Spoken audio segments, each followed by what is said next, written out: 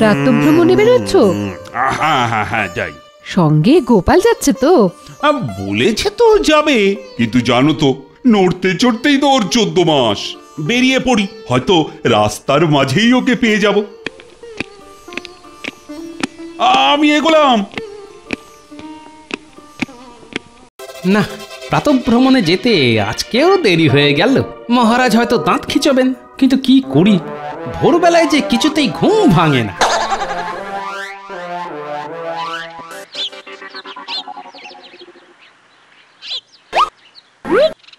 কৃষ্ণচন্দ্র, কৃষ্ণচন্দ্র, এই এই কে রে?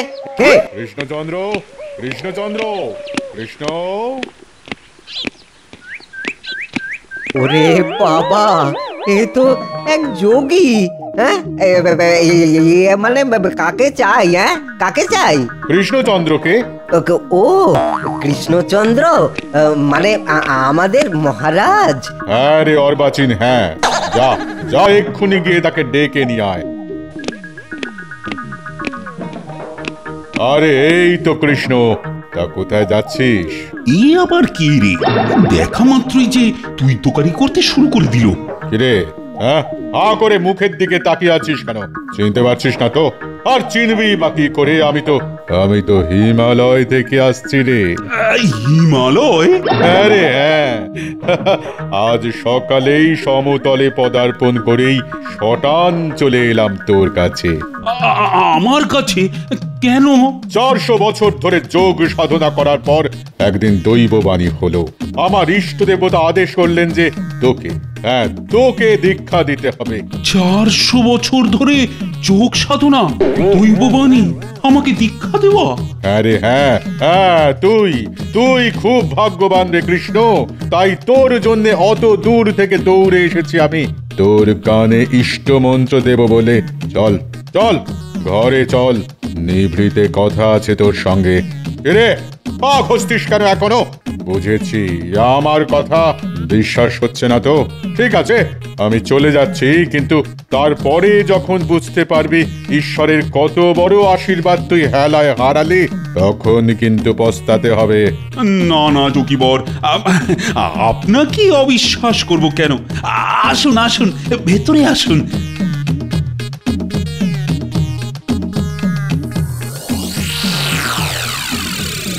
গেল তো সকালে হাঁটতে, সঙ্গে করে এবার কাকে ধরে নিয়ে এলো? বাবা, কত বড় টিকি, তাতে আবার বড় বড় করে পাক দেওয়া, আশ্চর্য।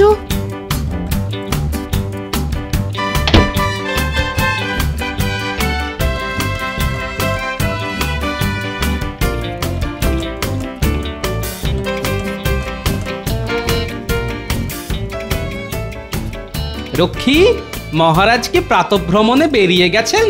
না না না না, ওই বেরোবার মুখে এক লম্বা টিকিওয়ালা সাধু এসে হাজির।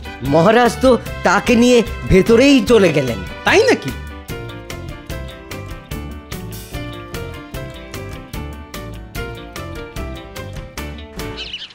কি শুনলাম রানীমা, এক লম্বা টিকিওয়ালা সাধু বাবা নাকি সাত সকালে এসে হাজির হয়েছে? তাই তো দেখলাম। আমাকে কিছু না বলেই মহারাজ তাকে নিয়ে ঘরের দরজা বন্ধ করে দিলেন। তাহলে তো মনে হচ্ছে মহারাজ আজ আর প্রাতঃভ্রমণে বেরোবেন না। ঠিক আছে, মহারাজ ঘর থেকে বেরোলে বলে দেবেন আমি এসেছিলাম। শোন কৃষ্ণ, আমি ইচ্ছে করলেই আমার সাধনা লব্ধ অনেক ভেলকি তোকে দেখাতে পারি। হ্যাঁ, সাধনা লব্ধ ভেলকি মানে? এই যেমন হাত ঘুরিয়ে আপেল কিংবা সন্দেশ নিয়ে আসা। কিন্তু সেসব করতে আমি ঘৃণা বোধ করি। তবু আমি যে কে সেই প্রমাণ দেবার জন্য তোকে একটা জিনিস খেতে দেব। কি যোগী বাবা? আমার 400 বছরের সাধনার ফল। মুখে দিলেই বুঝতে পারবি কি খাচ্ছিস। বাবা, এ জিনিস ত্রিভুবনে কোথাও পাবি না। নে, মুখে দে, মুখে দে। এই নে, এটা চুষে দেখ। এটা তো আপনার টিকি। বাবা, শেষকালে টিকি চুষবো? এর থেকে তো হাত ঘুরিয়ে আপেল সন্দেশ অনেক ভালো ছিল। আর বাচিন, টিকি বলে ঘেন্না করছিস?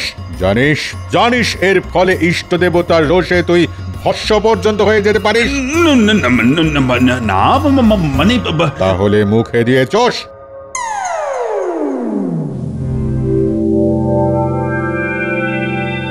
আরে এ কি? কিরে কিরে, কিসের স্বাদ পাচ্ছিস? এ তো মধু। টিকি থেকে মধু বের হচ্ছে। তাহলে বলেছিলাম না, আমার 400 বছরের সাধনার ফল। যত চুষবি টিকি থেকে তত মধু ঝরে পড়বে।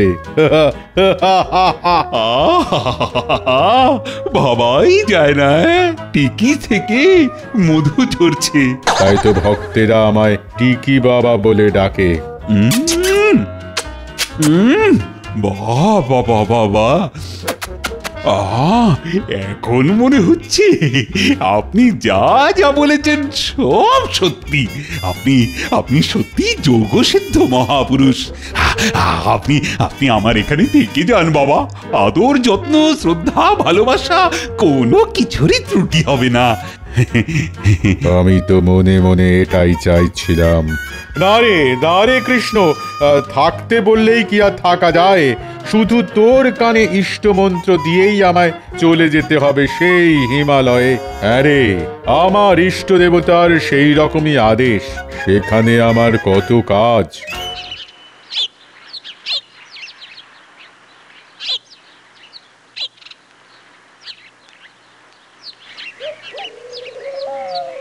কি গো, এত তাড়াতাড়ি ফিরে এলে যে? প্রাতঃভ্রমণ হলো না? আর হলো কই, সাত সকালেই এক লম্বা টিকিওয়ালা সাধু এসে হাজির হয়েছে রাজবাড়িতে। মহারাজ তো তাকে নিয়ে ঘরের দরজা বন্ধ করে বসে আছেন। সাধু? আহা, মহারাজের কি ভাগ্য! সকাল বেলাতেই মহাপুরুষ দর্শন।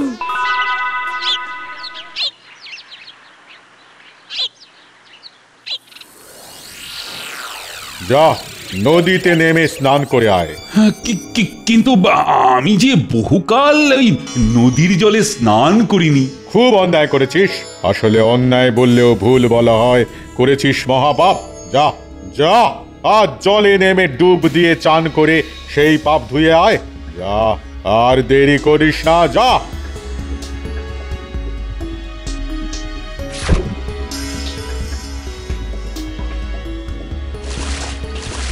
কিরে কিরে কৃষ্ণ, কি হলো? জলের মধ্যে পাটা কেমন পিছলে গেল। ও কিরে, তুই যে ডুবে যাচ্ছিস। আরে সাঁতার কাট, সাঁতার কাট। অনেকদিন অভ্যেস নেই তো, হাত পা চলছে না। আমায় বাঁচান বাবা, বাঁচান। নে, এই যে ধর ধর ধর, এটাকে ধর। এই টিকি ধরে উঠে আয়। টিকির ডগাটা চেপে ধর।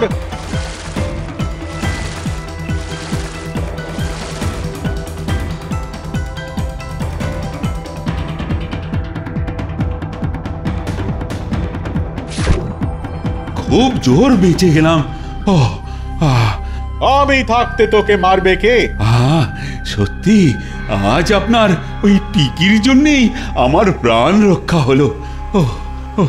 আগেই বলেছিলাম না, এ টিকি আমার 400 বছরের সাধনার ফল। তাই এ টিকি চুষলে যেমন মধুও ঝরে, তেমন বিপদের দিনে জীবন রজ্জু হয়ে প্রাণও বাঁচায়। চল চল, প্রাসাদে ফিরে চল। আজ তো রাজসভায় একবার যাব ভাবছি।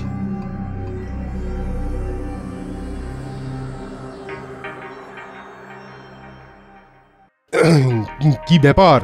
মহারাজ আজ সকলকে নির্দিষ্ট সময়ের আগেই রাজসভায় ডেকে পাঠালেন কেন? মন্ত্রীমশাই, আপনি কি কিছু জানেন? না ভাই, আমি কিছু জানি না। গোপাল, তুমি কি কিছু জানো? ঠিক জানি না, তবে আন্দাজ করতে পারছি। কি গোপাল? কি? শুনেছি আজ সাত সকালে মহারাজের কাছে এক লম্বা টিকিওয়ালা সাধু এসে হাজির হয়েছে। বাবারে বাবা, কি কাণ্ড! হ্যাঁ, সাধুর আবার লম্বা টিকি? এই সাধু না টিকটিকি?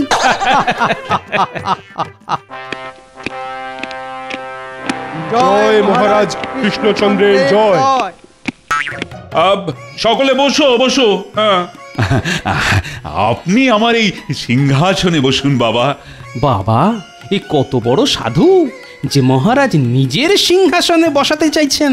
না রে কৃষ্ণ, তুই রাজা, তাই সিংহাসনই তোর উপযুক্ত আসন। আমি এই পাশেরটায় বসছি। চকলা, এ তো আমার জায়গায় বসে পড়লো। হ্যাঁ, তার মানে আমাকে সারাক্ষণ ঠায় দাঁড়িয়ে থাকতে হবে? তোমাদের সকলের সাথে এনার আলাপ করিয়ে দিই। ইনি হলেন 400 বছর সাধনা করা এক মহাপুরুষ। আমার অনেক ভাগ্য যে আমি এনার দর্শন পেয়েছি। ঈশ্বরের আদেশে আমার কানে ইষ্টমন্ত্র দিতে সুদূর সেই হিমালয় থেকে যোগী বাবা ছুটে এসেছেন। বাবা, মহারাজ ভালোই মজেছেন দেখছি। আমি স্থির করেছি আগামী গুরু পূর্ণিমার দিন আমি এনার কাছ থেকে দীক্ষা নেব। তারপর থেকে এনার দেখানো পথই হবে আমার পথ। সে কি মহারাজ, আপনি হলেন রাজা, আপনি ওনার পথ ধরলে আপনার রাজধর্ম সামলাবে কে? কৃষ্ণ, কে এই মূর্খ?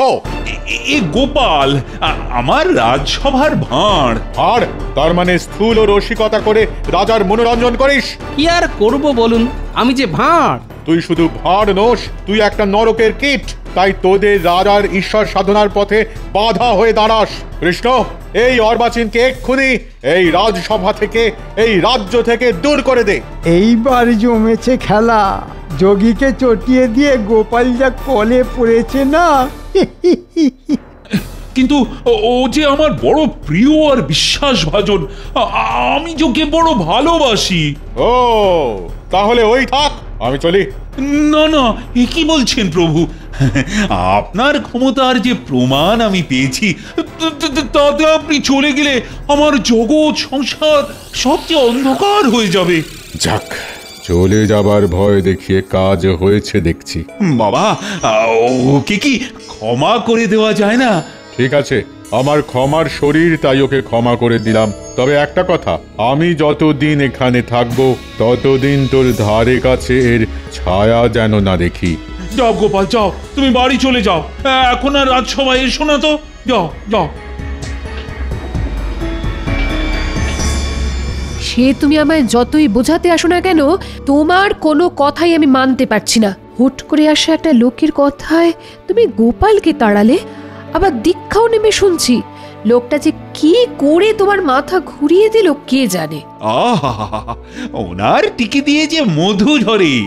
একবার যদি তুমি ওনার টিকি চুষে দেখতে। ম্যাগো, টিকি মরে গেলেও পারবো না।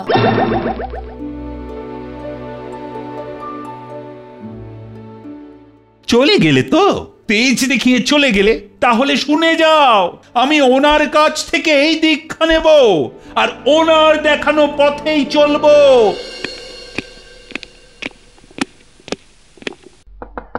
কে কৃষ্ণ এলি? আয় আয় আয় আয়। শোন, আমি যখন তখন ধ্যানে বসে আমার ইষ্ট দেবতার সঙ্গে কথা বলি। তাই আমি চাই না তুই ছাড়া অন্য কেউ এসে আমার সাধনায় ব্যাঘাত ঘটাক। কাল আমার এক চেলা আসবে, সেই আমার দেখাশোনা করবে। ঠিক আছে বাবা, ঠিক আছে। তাই শোন, ইষ্টমন্ত্র কানে নেবার আগে মনকে পবিত্র করতে হবে। মন থেকে বিষয় চিন্তা দূর করে দিতে হবে। দূর করব বাবা, নিশ্চয়ই দূর করব। না না না, দূর করব বললেই তো আর চলবে না, আজই করতে হবে। দে দে দে দে, তোর কোষাগারের চাবিটা আমায় দে। আজ থেকে ওটা আমার হেফাজতেই থাকবে। আমি এক্ষুনি এনে দিচ্ছি।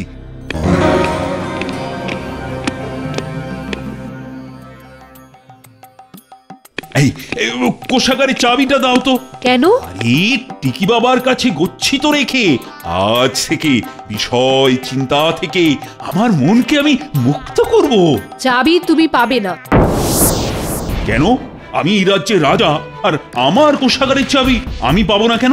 তুমি রাজা হতে পারো, কিন্তু মনে রাখবে কোষাগারের টাকার ওপর এ রাজ্যের ভালো মন্দ নির্ভর করছে। তাই কোনো উটকো লোকের হাতে আমি চাবি তুলে দেব না। চাবি দিতে তুমি বাধ্য, না দিলে কিন্তু চিরকালের মতো বাপের বাড়িতে দূর করে দেব। কি এত বড় কথা তুমি আমায় বলতে পারলে? এই নাও তোমার চাবি, আর দরকার পড়লে আমি এই বাড়ি ছেড়ে চলে যাব, তোমায় আর তাড়িয়ে দিতে হবে না।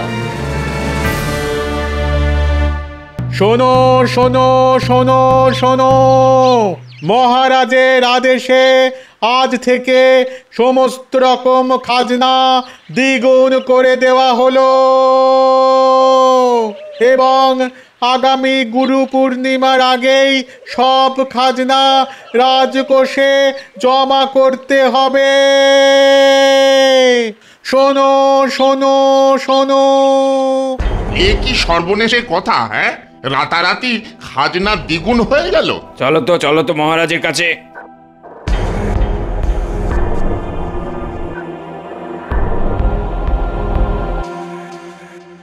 কাকে চাই? মহারাজকে। মহারাজ কদিন ধরে রাজসভায় আসছেন না। তাহলে মন্ত্রী মশাইকেই ডাকো। মন্ত্রী, সেনাপতি, রাজবৈদ্য, রাজজ্যোতিষী সকলকেই ওই 1 মাসের জন্য মহারাজের গুরুদেব ছুটি দিয়ে দিয়েছেন। মানে তাহলে আমাদের সুখ দুঃখের কথা কাকে বলবো? আমায় বলবি সবাই। তবে যোগ সাধনার জোরে আমি বুঝতে পেরেছি তোরা কি বলতে এসেছিস। শোন, কৃষ্ণচন্দ্রকে ভালো মানুষ পেয়ে এতদিন কম খাজনা দিয়ে এসেছিস, কিন্তু তা আর চলবে না।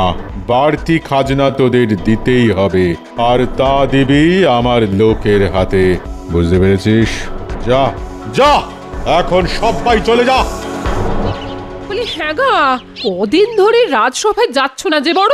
এতদিন অনেক কাজ করেছি তো, তাই মহারাজ আমাকে ছুটি দিয়ে দিয়েছেন। কতদিনের?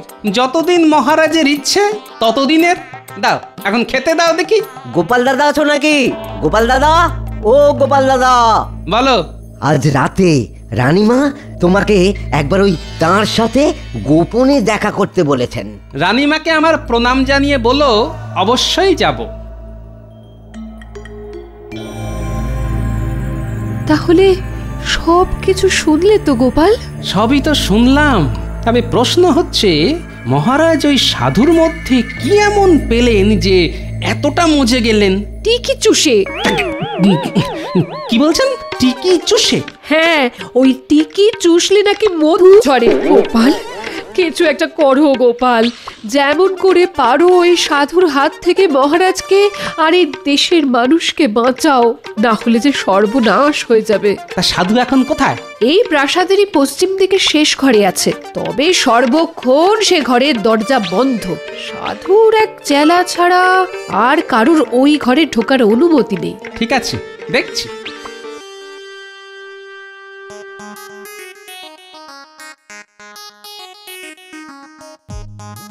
মনে হচ্ছে এই ঘরেই সাধু থাকে। দরজার পাল্লার তলা দিয়ে আলোর রেখা, তার মানে এত রাতেও ঘরে আলো জ্বলছে। দেখি তো জানলার ফাঁক দিয়ে একবার উঁকি মেরে দেখি। টিকির মধুতে বেটা কৃষ্ণচন্দ্র এতটাই মজেছে যে রোজ একবার করে ওর ওই টিকি চোষা চাই। তাই রোজ মাঝরাতে আমার টিকিতে মধু মাখাতে হচ্ছে। তার মানে সাধুর টিকিটা নকল। রোজ এতে মধু মাখিয়ে আর সেই মধু খাইয়ে মহারাজকে বশ করেছে। দাঁড়াও, এবার তোমার হাটে হাঁড়ি ভাঙার সময় এসে গেছে। রাজকোষ খুলে কত মোহর আনলি আজ? 1 থলি।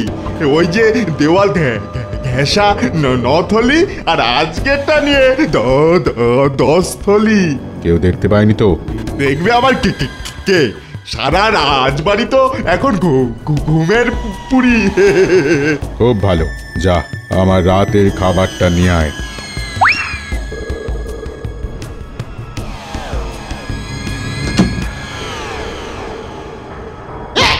গোপাল কি করছে কে জানে। হে ঠাকুর, সব দিক যেন রক্ষে হয়, ঠাকুর সব দিক যেন রক্ষে হয়।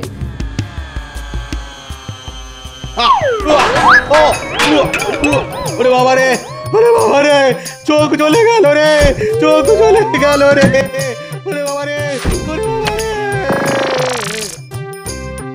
কৃষ্ণ, কৃষ্ণ রে, আরে এই বাটা কৃষ্ণ, আমায় চিনিতে পারলি না? আমি তোর টিকি বাবার গুরু টিকলি মহারাজ। নে আমার টিকি চুষে দেখ।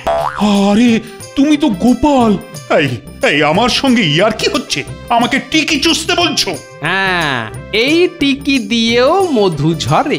বিশ্বাস না হলে পরীক্ষা প্রার্থনীয়। হ্যাঁ, দেখে তো মনে হচ্ছে সেই টিকি। এটা তুমি কোথা থেকে পেলে? তাহলে আসুন আমার সঙ্গে, তবে সঙ্গে করে কয়েকটা রক্ষী নিতে হবে। আরে এ তো নেড়া। হ্যাঁ, আর ও টিকিটাও নকল। নকল টিকিতে বেটা রোজ মধু মাখিয়ে আপনাকে খাওয়াতো। এই দেখুন মধুর বাটি, আর ওই দেখুন রাজকোষ থেকে চুরি করে আনা 10 থলি মোহর। সুযোগ বুঝে সব নিয়ে পালাবার তালে ছিল। ছি ছি ছি ছি ছি ছি, এই ভণ্ডটাকে বিশ্বাস করে এটাই তো তোমার মহা দোষ মহারাজ, মহা দোষ। খুব তাড়াতাড়ি তুমি সকলকে বিশ্বাস করে বসো। ভাগ্যিস গোপাল আছে, তাই প্রতিবার ও তোমাকে সব বিপদ থেকে রক্ষা করে যায়। ছাড়বো না, এই ভণ্ডটাকে আমি ছাড়বো না। একে আমি শুলে চড়াবো। রক্ষী, একে কারাগারে নিয়ে যাও আর খুঁজে দেখো এর চেলাটা কোথায় পালিয়েছে। কোথাও পালাতে পারেনি মহারাজ। আমাদের এক রক্ষী এতক্ষণ ওকে আড়ং ধোলাই দিচ্ছে।